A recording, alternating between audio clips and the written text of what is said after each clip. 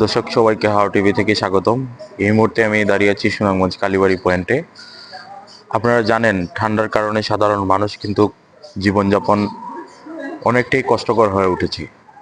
এরই সাথে সাথে সাধারণ মানুষ কিন্তু প্রয়োজন ছাড়া কিন্তু তারা ঘর থেকে বের হচ্ছেন না।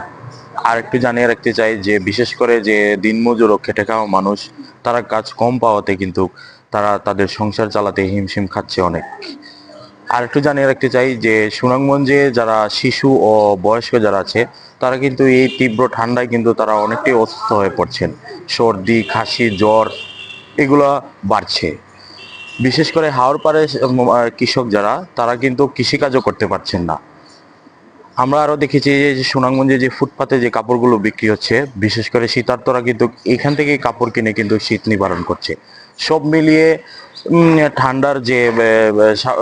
ঠান্ডার যে প্রকোপটা, এটার বাড়ার কারণে কিন্তু সাধারণ মানুষের জীবনযাপন ব্যাহত হচ্ছে।